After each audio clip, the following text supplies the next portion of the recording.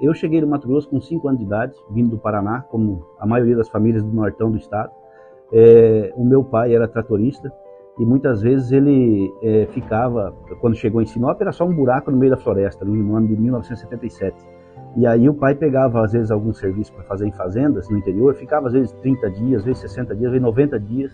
E a minha mãe, eu sou o único filho homem da família, sou o caçula, eu tenho 3 irmãs, e a minha mãe ficava conosco em casa, e muitas vezes eu vivi isso. Aqui se fala muito da tal da fila do ossinho, né? Que na verdade coloca como uma maldição, mas era uma benção, porque tinha tanto osso, porque tinha tanta carne que era vendida para as pessoas, e aí sobrava o osso, e aquela pessoa fazia isso há mais de 10 anos, e conseguiram acabar com isso. Eu sou muito ligado a isso, porque quando eu estava lá em Sinop, com 6 anos de idade, eu ia com a minha irmã no açougue, para pegar justamente os ossos, só que não era ossinho. Naquela época não tinha nem a máquina de cortar, de picar o osso, então era os ossão, era a fila do ossão. Nós levávamos sacos de osso para casa, para a mamãe poder raspar a carne do osso, mas não era para nós comer. Aquela carne ela picava com um facão e ela fazia pastel para minhas outras 2 irmãs na parte da tarde vender na rodoviária, para a gente poder então ter o mantimento ali. E eu vi muitas vezes a minha mãe servir essa sopa de osso para nós, e ela chorar, porque só tinha aquilo. Muitas vezes não tinha nem aquilo. Minha mãe conta, e ela conta o seguinte, para nós, às vezes a gente chorava de fome, e aí a minha mãe, pra gente parar de chorar de noite, estava só ela sozinha com nós 4 ali. Ela dava um beliscão em cada um, porque nós chorava. E quando nós chorávamos, a hora que acabava o choro, a gente pegava no sono. Era a maneira que ela tinha da gente poder enganar, vamos dizer assim, o estômago, né? E a mamãe, ela ia no viveiro encher balainho, né?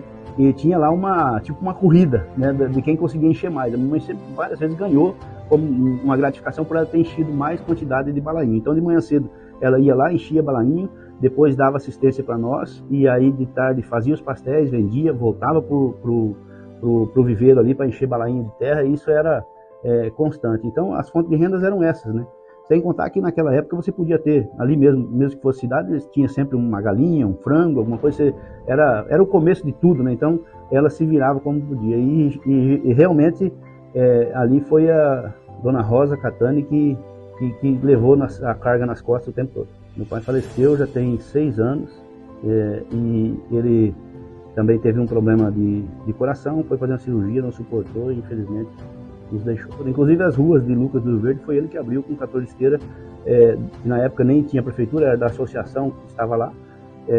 As ruas da cidade de Lucas do Rio Verde foi meu pai que abriu. Meu pai era ausente por necessidade, para poder trabalhar, porque ia para o mato, e mato na década de 70, 80, que nós estamos falando, não é a mesma coisa que você vê hoje, né? Naquela época realmente era uma coisa assim, até difícil de se acreditar, como que as pessoas tinham coragem de se embranhar numa mata daquela e fazer o que fizeram no estado do Mato Grosso, né?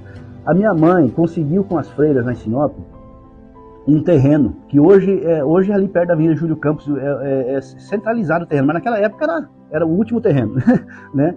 E ela conseguiu um terreno, ali as freiras arrumaram para ela um terreno junto à colonizadora. A minha mãe destocou no braço aquele terreno, e ficou marcado na minha memória, porque tinha um toco daquele, que eu acho que deve ser um toco de champanhe, que é o camaru, que a gente conhece, como madeira, uma das madeiras mais duras que tem. Ela deixava aquele toco para justamente ela quebrar no machado os ossos, para fazer a sopa para nós. Então ela limpava bem limpinho e tal, tinha toda uma higienização ali do toco, mas ela fazia para nós. Em cima daquele toco, ela botava aquelas fêmur de vaca, né? E aí cortava no machado para poder caber na panela, para poder cozinhar para nós. Então assim, e ela destocou ela limpou aquele terreno ela sozinha, né? Porque meu pai não estava. O pai chegava, o pai ficava assim bravo com ela, porque ela tinha esforçado demais. E aí depois conseguiram construir uma casinha ali em cima, uma meia água, que a gente fala, né? Que é uma casinha pequena, e nós ficamos por ali. Dali, o pai trocou essa casa numa chácara em Santa Carmen, né? E aí nós se mudamos para Santa Carmen, só que aí nós não tínhamos mais casa. Aí nós fomos morar em favor num depósito de café de um amigo do pai lá em Santa Carmen. Tipo assim, todo esse sofrimento ela passou. E meu pai continuou indo pro mato, continuou assim, não estando presente junto com a minha mãe direto. O que minha mãe inventou? Ali em Sinop, com 1 metro de profundidade, dava água. E até hoje, o lençol freático é muito superficial ali. E aí, você não podia fazer um poço se você não tubulasse ele. O que minha mãe inventou? Ela comprou umas formas de fazer tubo e de fazer tanque, E aí ela fazia tubos e tanques de concreto. Ela batia o concreto, ela misturava massa, ela enchia os tubos, no outro dia ela desenformava e fazia lá 4, 5 tubos por dia e 1 ou 2 tanques por dia de concreto, né? Então, assim, essa vida que a dona Rosa Catani teve, ela é um exemplo para mim, eu acho que é um exemplo para qualquer pessoa que tivesse conhecido o que essa senhora fez. E esse dia para trás, por causa de toda essa situação que criaram a meu respeito, até uma senadora da República disse que eu tinha que pedir perdão para minha mãe, né?